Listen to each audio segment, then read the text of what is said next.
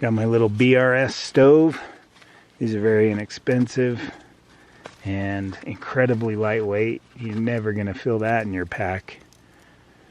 Been using this pretty much this summer, except for one time with my Espit stove. I do have that as a backup, not my whole cook set, but the little military style one packed away if I need it, but I think we should be fine with this. We need 1 3/4 cup of water. Trusty cook pot. I like this cup because it has measurements marked on it. Some cups don't, and it's very hard to judge. So we'll go to there. I think that's probably 1 3/4 cup. This is my Mora neck knife. I haven't used it too much, but I wanted to shake things up a little on this trip, so I didn't bring my big bushcraft knife.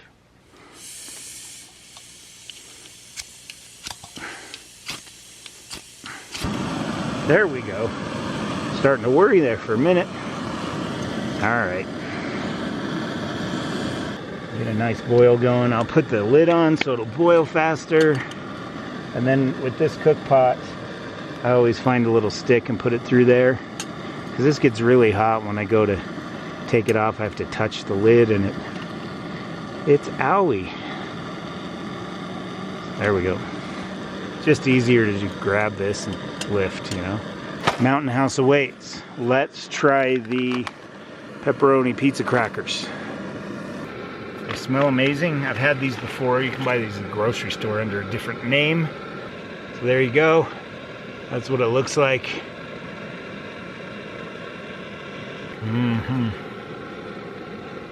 That's awesome. I'm so hungry. It tastes like spaghetti with crunchy breadsticks. When I was growing up, there was no such thing as backpacking food. You packed in cans of stuff and it was heavy and bulky. You brought a foiled dinner or whatever. It's nice to bring something so lightweight. Well, now we got steam shooting out, so it must be boiling, huh? There we go. There's what it looks like beforehand.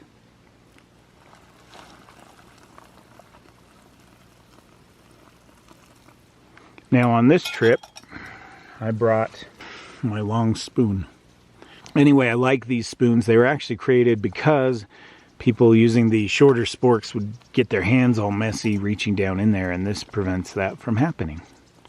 So now that we're all stirred up, we will seal that bag. All right, there we go. I think that's good and tight. How long does it say to leave it? It's usually 10 minutes. It says wait 5 minutes, stir again, reseal, and wait an additional 4 minutes. In the meantime, let's have our protein drink. Just let that do its thing. This is the chocolate protein powder drink. I've had this before and recently on other outings, and I love it. It's really good. And really high in carbs. The protein drinks I have at home are made with sucralose, not sugar. And so this has 18% carbs. 53 grams. That's a lot. But I need it. I am so hungry that I'm gonna go ahead and drink this whole thing. It says to add, what are the instructions? Here we go. Add 8 ounces of cold water, so we can use our pot here to measure that. We do have a little creek over here running into Jewel Lake. So when we run out of water, that'll be our source. I have the water tablets like I've been using all this summer instead of a water filter. I also have another liter here, so we're good. I think we're good for the evening probably, which is usually the case. All right, let's get that in there.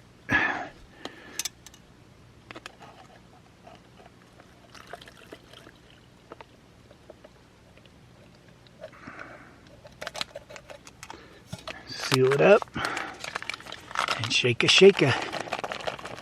I didn't even think about it, but I was sitting here doing my thing, and I heard this. At first it sounded like a growl, and I was like, oh no. And then it was a hummingbird. It came down and it flew almost into my face. And just as I shut the camera off, of course. And then it zipped off and landed on a branch and just stared at me like, what? And then it flew off. They're very attracted to the color red, which is why hummingbird feeders are always red, because it attracts the hummingbirds. So my tent is very red, and he was like, that is the biggest flower I've ever seen. I'm gonna pig out. And then he landed on a branch and just stared at me like, what the hell? Some kind of joke? Yeah, but not an intentional one. I have the world's biggest ant crawling on my tent right now. I'm gonna try to catch it.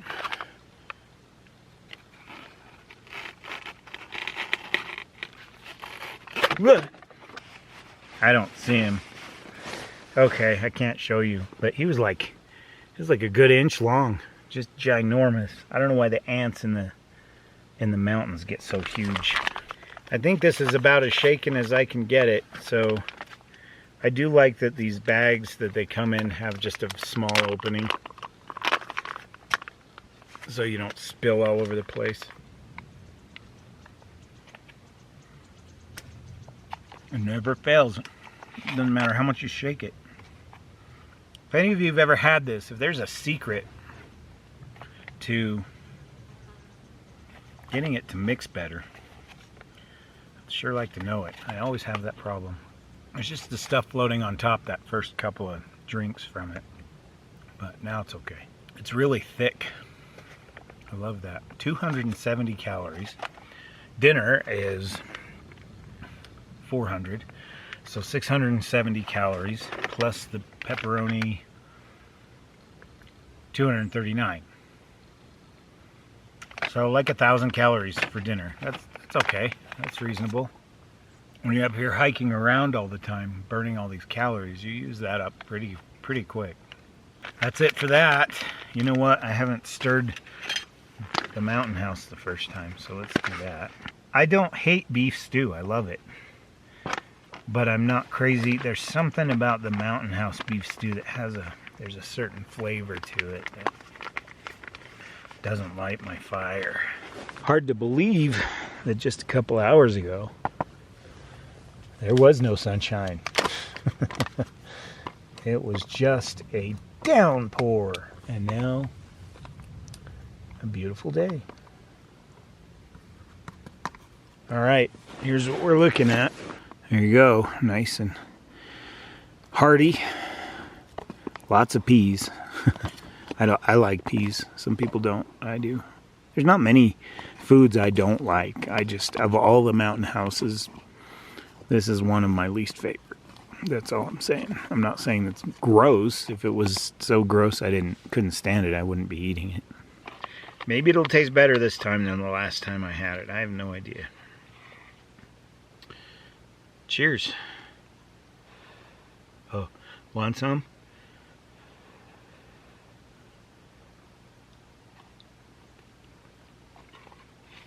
I mean, it's good. I guess I'm used to beef stew tasting a certain way, and it just doesn't quite have that taste. There are a lot of carrots and peas. See what the chunks of meat are like. Are they actual meat? Yeah. It's good. It'll be nice and filling. I'm grateful for it. Don't get me wrong. And my battery's about to die.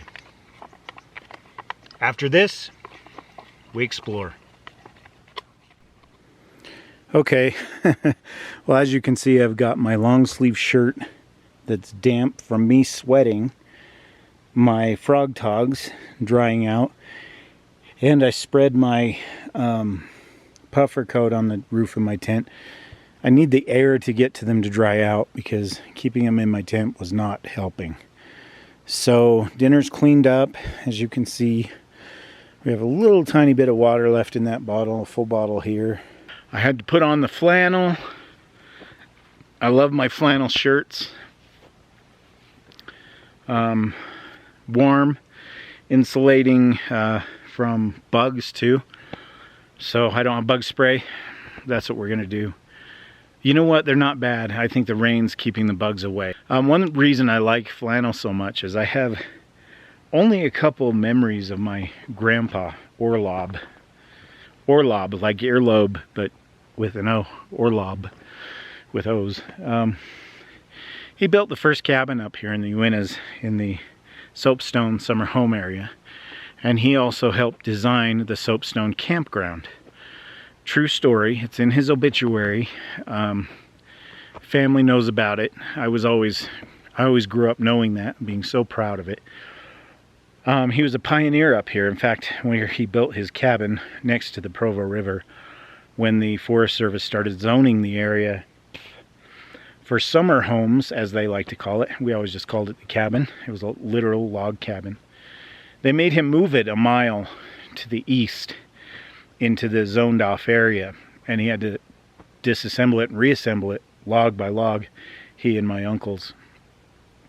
The cabin was built in the 1930s. It still stands today, but it's in the hands of another family now, and they've turned it into a modern, it almost looks like a house, and they've got their quads and their, you know, noisy machines up there now, and I'm not a fan. It was always this completely peaceful, quiet, beautiful place where you could sit on the porch at night and a moose would walk through your front yard. It was beautiful. You'd see deer and you could just sit out there and hear this. Now you get up in there and these kind of mental midgets with their quads and motorcycles, just it's not the same. They've kind of destroyed it. So anyway, back to the flannel shirt. I only have a few vague memories of my grandpa Orlob because he died when I was 4. He was 85, I think. He died in the cabin. He was up here getting it ready for the deer hunt one October, and my uncles were going to meet him at the cabin to go on the hunt with him, and he was so excited. He came up early. They finished their jobs down in the valley and headed up here to meet him, and they found him dead of a heart attack on the floor in the front bedroom. He died where he loved to be. It was probably sudden. The cool air of October kept him preserved, and the next thing I knew, I was going to his funeral. That's the first funeral I even remember. I remember seeing the viewing. I remember him having lipstick on, and my step-grandma, Florence, was angrily wiping it off his lips. She was pissed that the funeral home put lipstick on him. He would be pissed too. Anyway, I have a memory of him working on the cabin when I was a tiny kid. So if he died when I was 4, this memory is at least that year when I was 4, or maybe even 3 years old at the cabin during the summer. And I have this vision in my head of him in a red and probably not blue. I always have blue, but probably a red and black flannel shirt and this old style red and black flannel hunting cap. It's like a baseball cap, but it's flannel. I now remember him hammering on the cabin. So that's where this comes from. It's kind of a tribute to him. Whenever I come up here, I like to wear flannel in some form or another. And just kind of think about Grandpa and all that he did. A lot of the reason I know about the Uintas and have come up here since I was a child was because of him. He loved the Uintas, and it became a family tradition. And I've carried that tradition on to my own children.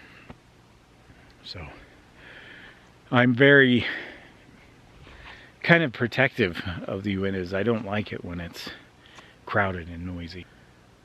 Anyway, that's the story of the flannel. And here is Jewel Lake all to ourselves. I did hear some voices earlier, but I think they went to either Cutthroat or Teal Lake, wherever they are from here. Isn't that gorgeous? Huh. Look at those cliffs. They don't look too big on the camera, but if I were standing at the foot of them, I would be like really tiny right there. They're pretty big. Very peaceful after our rainstorm. I think what we'll do is we'll go up this trail that continues around. Just kind of, we've already seen, we came in up there, down, came across those boulder fields and worked our way around until I found camp up there. So what we'll do is we'll head up this trail right here.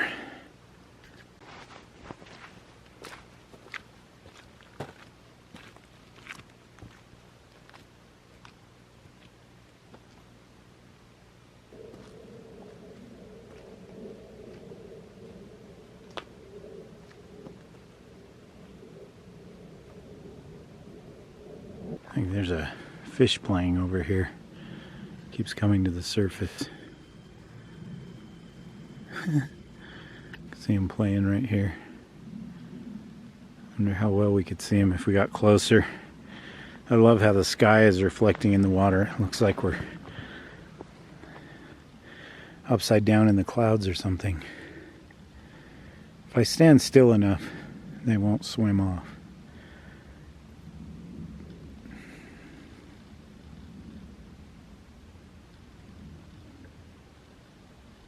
It's not very deep right there, maybe a foot.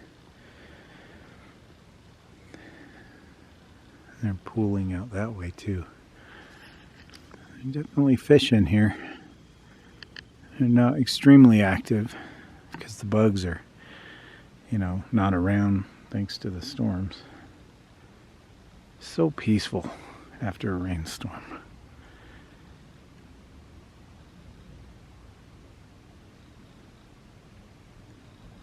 You can hear water running, and that's probably going to be our water source. I heard some, there was some over there by the lean-to.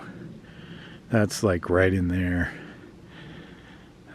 But I didn't see any accessible water. It was all underneath the rocks. I don't want to drink lake water. The purification tablets will work just fine on lake water. But lake water just tastes different than clean flowing water does. So let's see where this creek is coming from. See if we'll be able to fill up our bottles here. Another idea that occurred to me with that tarp over my tent, it serves a dual purpose. If it rains, it'll catch the rain, and I can have the rain run off of the tarp into my bottle, and we can drink fresh rainwater. Don't even have to filter it. So I kind of hope I can do that. That would be neat. I've never done that. Here's our little creek. It looks like it'll do.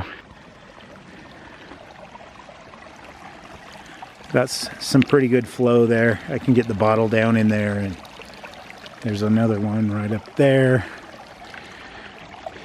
This one's not bad. I don't know if I could get the bottle down in there. Anyway, good to know.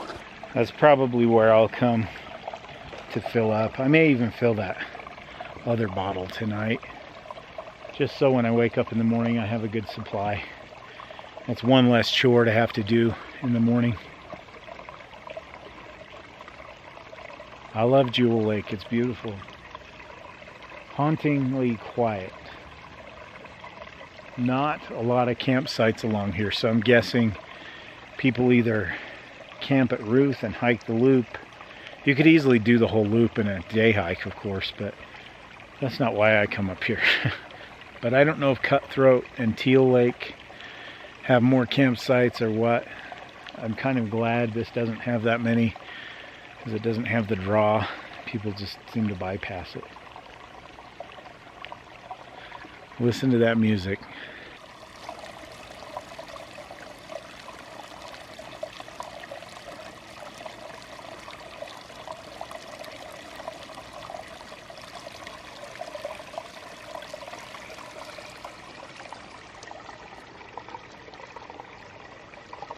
trail continues down that way through those rocks, but it also, so we came from down there.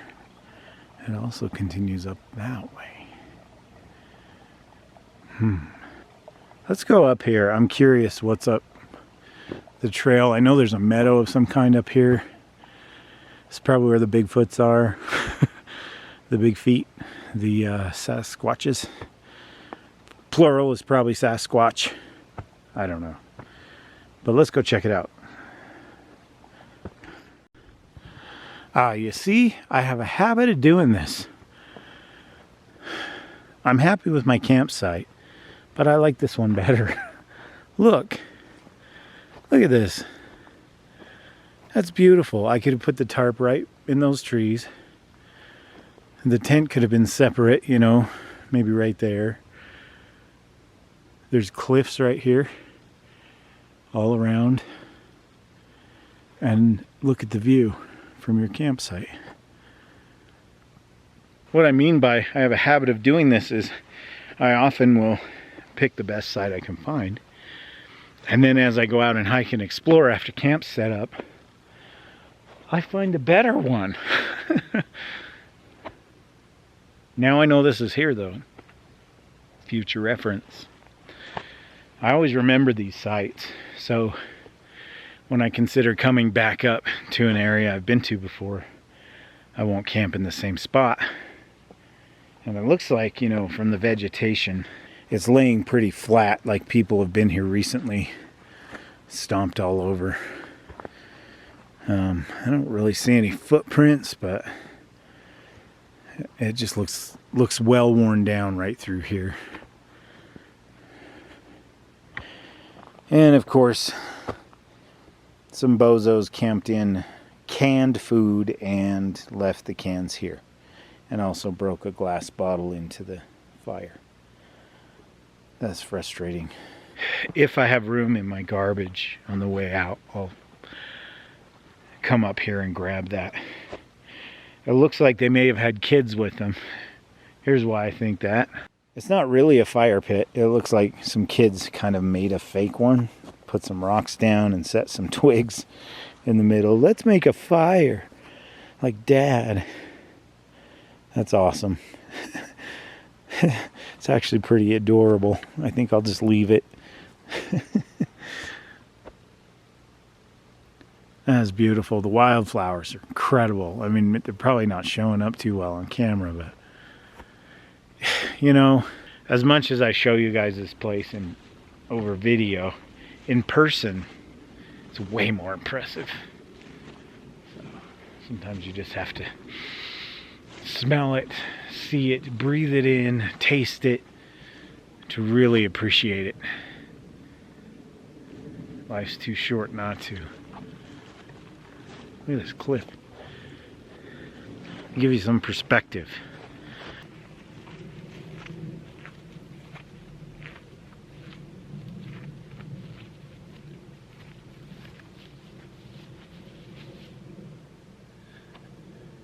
It's good size. It's awesome. Did notice this. Again, totally unnecessary.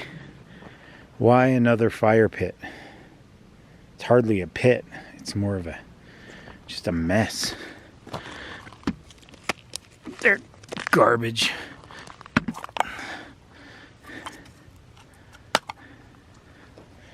That's really frustrating. That's not too old. So you got this right there. Why? Why do that? Makes no sense. We might as well explore the meadow. Just kind of give it a walking tour.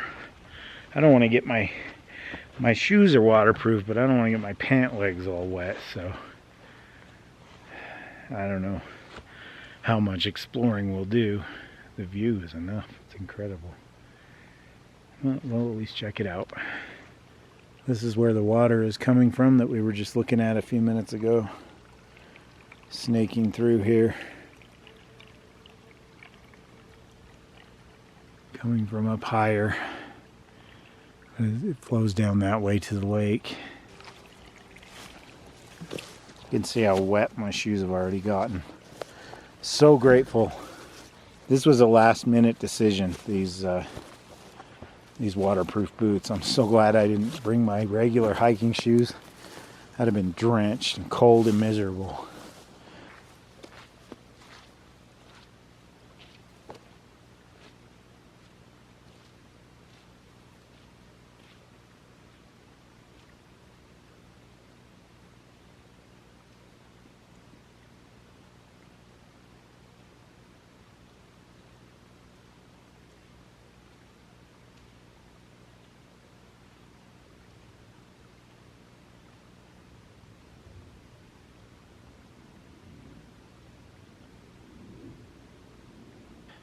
A long dead tree, still standing.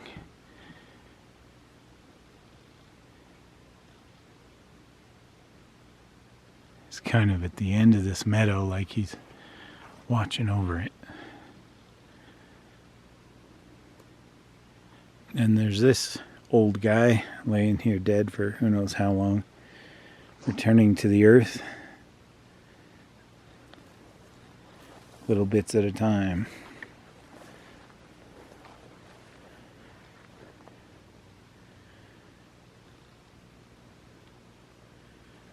Just a few minutes ago I heard something moving up in there. So I turned on some music for a little bit. Let it know I was here. Don't know what it was. When you're by yourself, it's great to enjoy the peace and quiet. But it's also good to make some noise up here because you want the animals to know you're here. You know, as long as you're not disturbing other people. In my case, no one's here at this lake. I can talk loud like this. The animals can hear me. I can play music on my phone and enjoy it, and also give them a signal that I'm here. Typically, wild animals do not want anything to do with humans. If they do, that's a problem, but mostly they usually steer clear. So I gotta make sure. Whoa. That was weird. My phone started playing Sean Colvin and then 11 Rockets.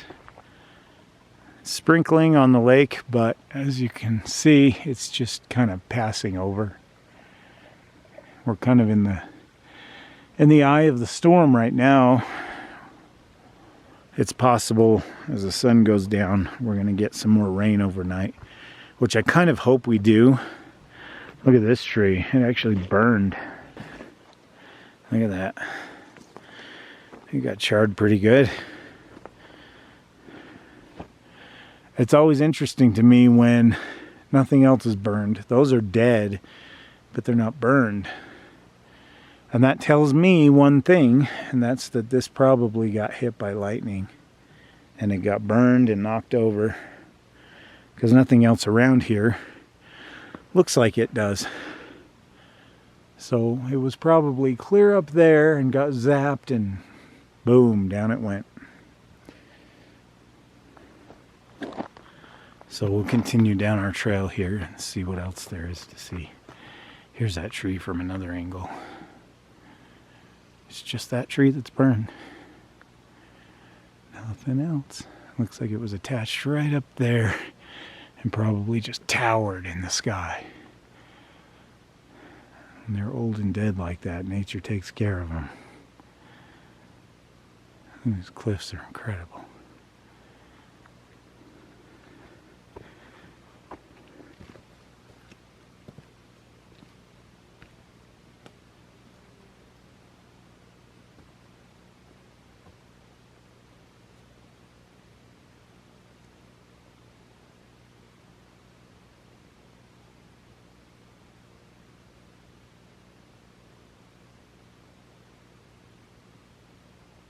Looks like there's kind of a scramble up there to get on top of those cliffs.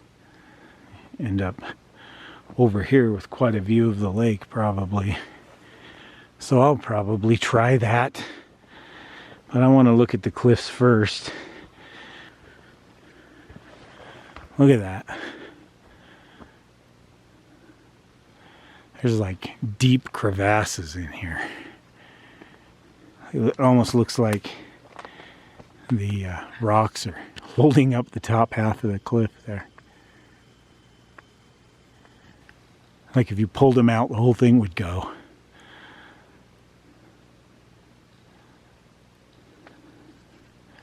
Also would make a really good place for an animal to dwell. So yeah.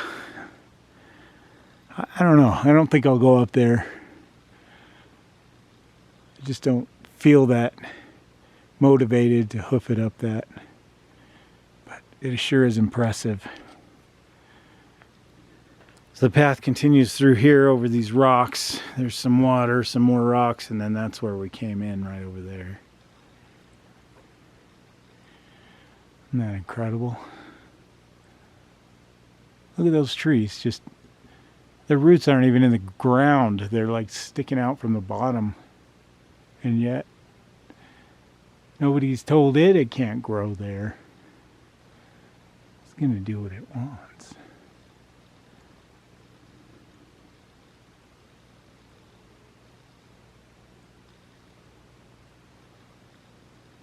Camp is back in there.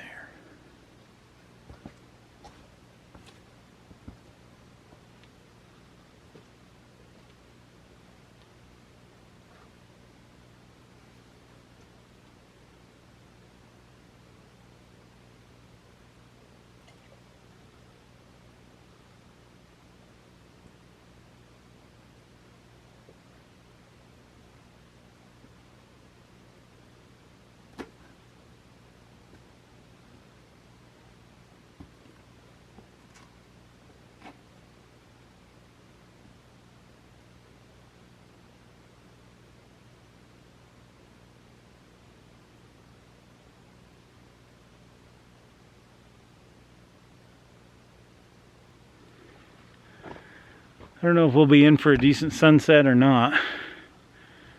Maybe that sky will light up in a little bit. Right now, 7:35. So it'll be a while before we see the sunset. Time just kind of stops when you're up here. You can be up here just overnight and it'll feel like you've been up here for several days. I always come out of this place feeling like I have a secret that no one understands or knows but me. That's what it feels like. Like I go home with this experience, and even though there's video and everything, it's how it affects me that matters. And hopefully some of this beauty is translating over for you guys. I wonder why this is called Jewel Lake. Maybe when the sun hits it, it sparkles like a jewel. Look at that reflection. Astounding.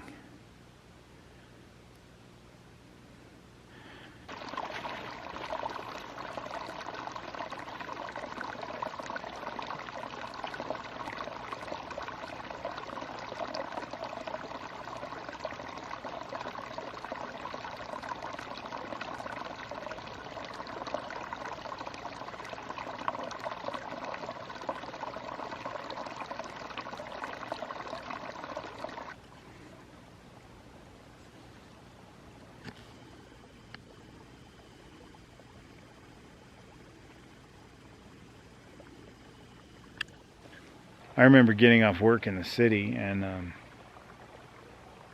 going to a local park with a river running through it and catching fish in that, right in the middle of the city. So I don't do that anymore, but I used to get so into it. Any body of water that had fish in it, I would fish. This doesn't seem heavily fished, so there's a good chance the fish that are in here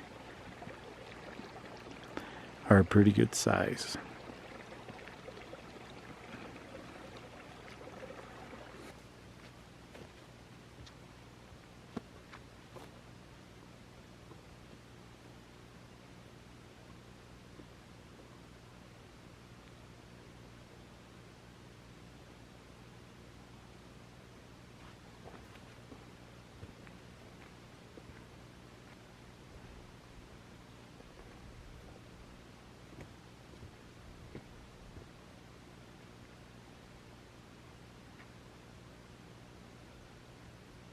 One thing's for sure, if it does rain, this will catch it. Kind of a nice bowl here. And it'll kind of settle right over here. And we can pour it off of here into the bottle. If it doesn't rain, it doesn't rain. But it would be a cool experience. It does look a little bit darker that way. And that is the direction the rain has been coming from. So, anyway, well, that's Jewel Lake without getting too extensive about it. Let's talk about the tarp. As you can see, in places I've just tied it to flimsy branches, and the reason why is this one is just to stabilize. Anything that's meant to really hold it in place got tied up into a tree. So the four corners, even this orange piece here, got tied to that, around that. I think it's pretty solid. Just got interrupted by this gray jay. I've shown them before. They're not very shy around people. And they're scavengers. They'll come right into your camp and eat your food. Huh, buddy? Yeah. You know it. I know what you're after. He's just checking me out. Kind of caught me off guard mid-sentence. Anyway, you can see I've just kind of tied it off, some to thin branches, some to wrapped around trees. It just depended on how I could make it work. So that is the best setup I could come up with this tree configuration. And up there, that other campsite we just found, I could have done much better. They were almost squared off, the trees were. So anyway, you do what you can with what you have. So not a perfect setup, but good enough, and also doubles as a rain catch. I still have the raspberry drink. I'm going to have that in a little bit. But I think just for the sake of having a full water supply, we're going to fill that bottle up tonight before the sun gets too low in the sky. It's hard to tell on the camera, but it's about, maybe 45 minutes from setting behind that mountain. So I'm just going to hike over there and do it. I'm not really going to film it. I've shown it before. It's just filling bottles from the creek, and I'll bring them back here and we'll put the tablets in. In case you haven't, I repeat myself a lot in these videos from previous videos, and that's because I don't know if you just stumbled on this video for the first time ever and you have no idea what I'm talking about, or if you've watched a video previously. But we'll get out the purification tablets and put them in the bottles and just talk about how that works. Very simply and very short. It doesn't take much. So it's much easier than carrying a water filter. I don't have to worry about it, water filter freezing or failing on me or whatever. These tablets will absolutely work. And they come in little tiny bottles and they're easy to carry. So the only problem is you can't drink the water instantly. You have to give it some time. So, anyway, I'm going to grab that bottle. I'm going to drink what's left in it. There's like that much. I'm going to go fill it up. I'll be right back. Okay, we got it filled up. And all there is to this, it's 2 tablets per liter. These are the ones that with the yellow lid. These are for cleaning the water up, making it taste good after they've been treated, after the water's been treated. So the other one, that's this bottle with the white lid. These are iodine tablets. We'll need 2 of them. I only have 4 left in here, 6 left in here, but I've got another bottle in here too. So, been using these up. They sure are handy.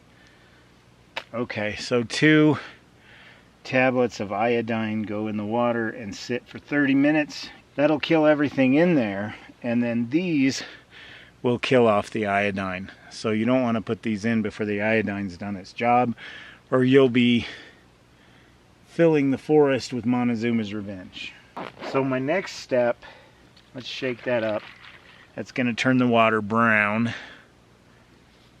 quite brown, and you can drink it once the iodine has done its job for 30 minutes, but it tastes like aquarium water. So the other pills, the other tablets take away the nasty taste and the color too. It's almost like spring water again. So healthy spring water that won't kill you. We'll have this drink. I'm gonna put this up and then we're gonna hang our bear bag. But I can't quite do that because I have to throw this packaging away after I have my drink, because that's a really strong raspberry smell, and if anybody likes raspberries, it's bears. Raspberries grow wild up here, in case you didn't know. Now this should be for 20 ounce bottle or something like that. Yeah, 20 ounces. This is not 20 ounces, but we'll fill it and it'll just be a little bit strong. We'll go to right there, I think. Still plenty of water for tomorrow morning. Use my little spoon, stir the pot. You see the difference? Look at the brown versus the clear. So I'm trying to get away from water filters because I can use tablets even in the winter time.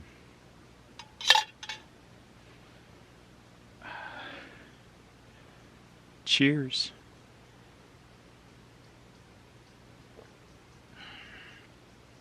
Yeah, that's good, but it's tart.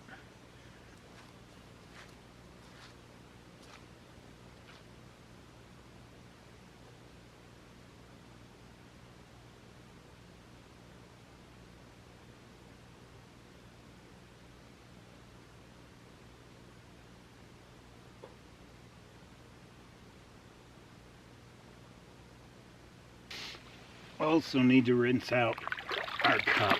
I don't want it smelling tasty either.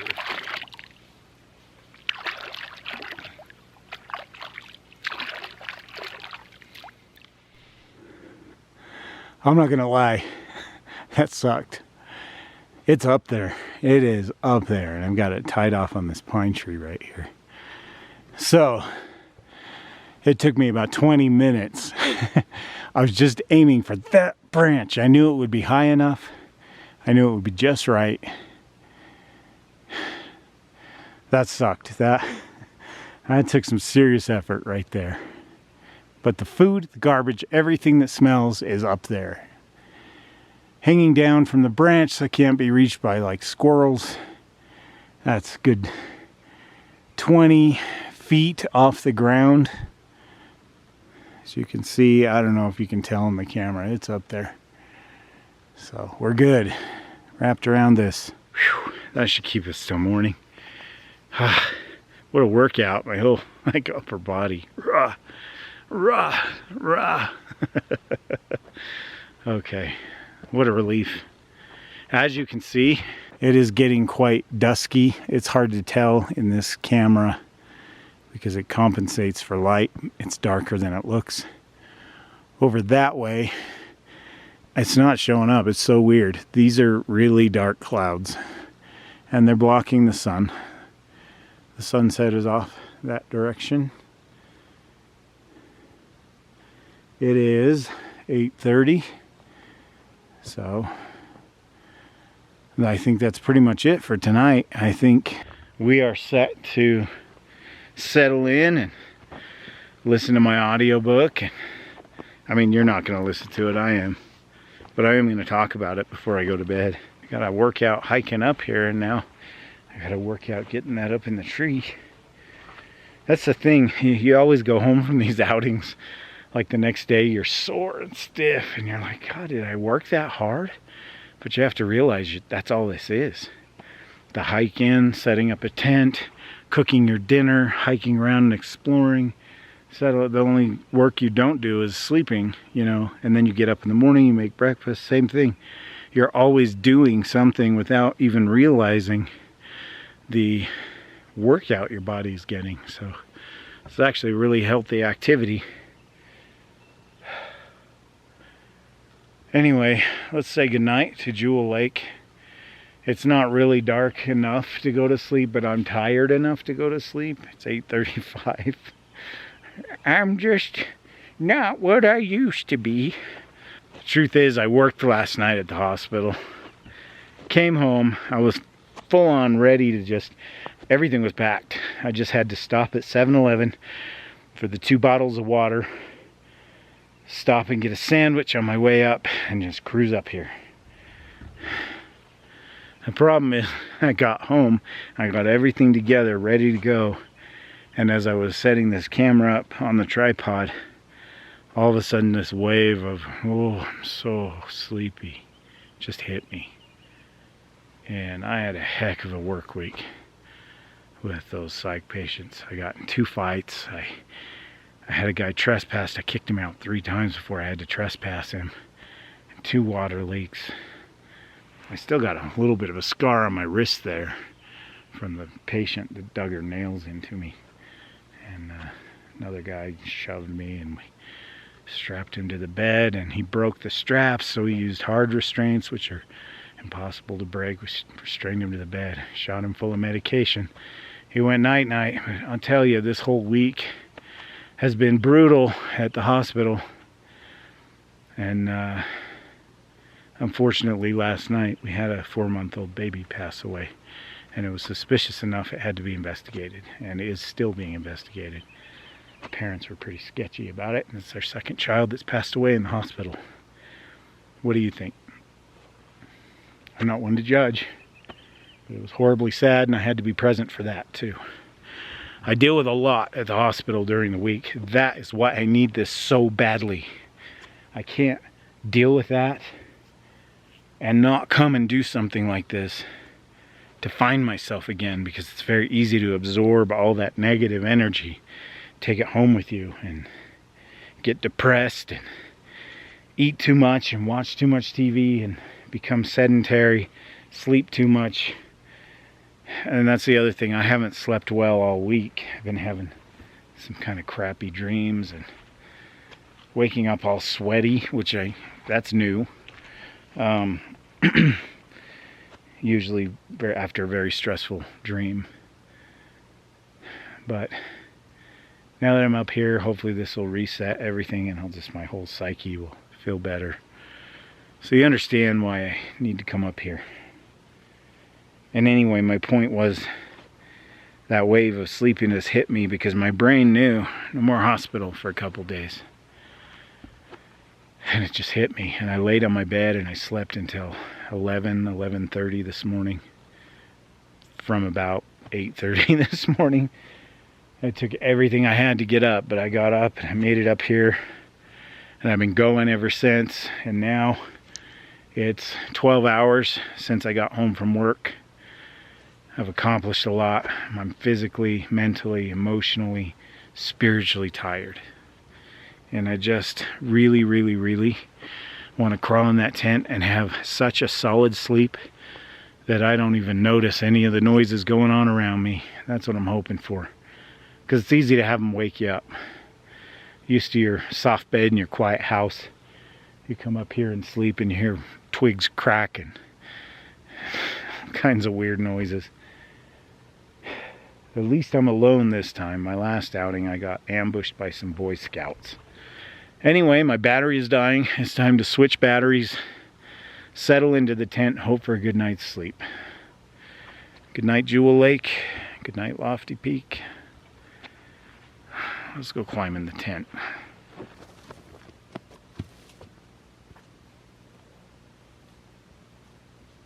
Just really quick before we climb in, I'm gonna leave this overnight, not for any particular reason other than I'll just show you in the morning. I'm too tired. I'll put the neutralizing tablets in the morning, and we'll show it off then. So we got that one, and here's the fresh one. You can see they're like night and day. So we'll take care of that in the morning. I don't think any of this will be bothered by anything. Well, my battery died before I could finish talking. I talk a lot, I know, but there's camp, all settled.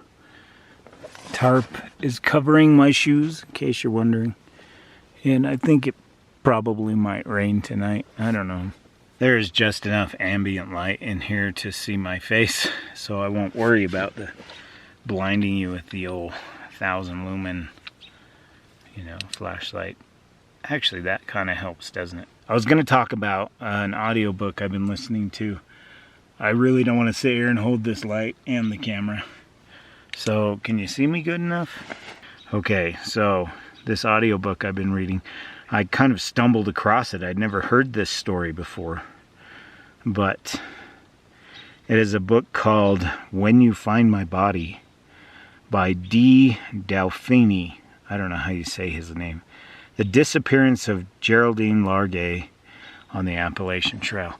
This lady she got off trail. She was hiking solo. She was 66 years old. She went off trail to go to the bathroom. She was hiking with a companion who had to leave due to a family emergency. And then she decided to continue on her own. Her husband was meeting her at certain towns, at certain checkpoints to replenish her supplies and that kind of thing, and she didn't show up at the next town, and nobody had seen her. A couple people had talked to her, but it had been a few days. She literally was found 2 years later, 3,000 feet from the trail. I don't know how you walk off trail to go to the bathroom and go that far, but she must have just been so disoriented. And it can be scary. It can be really scary to lose the trail. I've done it a few times. I'm not talking about missing a turn and still on a trail. I'm talking, where'd the trail go? That's why this All Trails app on here is so important. But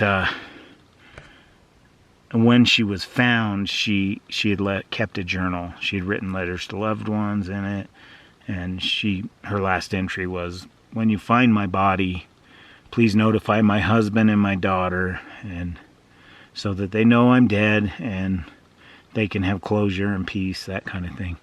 So I'm listening to the audiobook. An author just dug into all the details of what happened, and not only that, but talks about her life and who she was. So it's not just about her disappearance, but what kind of person she was. And she sounded like a truly amazing, sweet, kind-hearted lady, and it's sad. And I pay attention to stuff like this because it could happen to anyone, Even experienced hikers end up going missing and being found later, passed away for whatever reason. So hopefully that doesn't happen to me, but I do like to listen to that stuff to learn from it. And another audiobook that I would recommend is A Walk in the Woods by Bill Bryson. Very good. There's a movie with Robert Redford and Nick Nolte, and it's hilarious. It's freaking awesome. It's one of my favorite hiking movies. But even the book is pretty good too, except the latter end of it, he gets a little preachy and opinionated, and I'm not crazy about that. But the bulk of the story is good. And another movie I would recommend is Wild with Reese Witherspoon. Very good backpacking movie about her journey across the PCT. Not Reese Witherspoon's journey, but I don't remember the lady's name that she portrays in the movie, but it's a true story. I'll put it here on the screen. But it's her story of what brought her to travel the PCT and what was going on in her life and how it healed her and helped her create a whole new and better life for herself. So, having said all that, I'm going to lay here and listen to my audiobook, When You Find My Body, as I lay in a tent in the mountains, which is where Geraldine was found, in her tent. Her skeletal remains found 2 years later. There was a huge search for her, and they just didn't find her. And then I can't remember who it was that stumbled across her. It seemed like it was some utility workers or something. I really can't remember. But I'm not that far into the book. I read an article about it first, and then I was like, I wonder if there's a book about this. And it turns out there was. And then I wondered if there was an Audible book about it. Turns out there was. So it's been very interesting. It's getting darker and darker. It's harder to see me. So I'm going to be quiet now and settle in. I'm going to take my melatonin and hopefully die Not me, not me. That was a mosquito. Great timing, huh? Hopefully get a good rest and feel just brand new in the morning. And we'll have our nasty egg breakfast with miscellaneous other items from leftover MRE stuff. Okay, that's it. I wonder if my cell phone will light me up. It's kind of orange, but all right. Good night, you guys. I will see you bright and early tomorrow. Sweet dreams.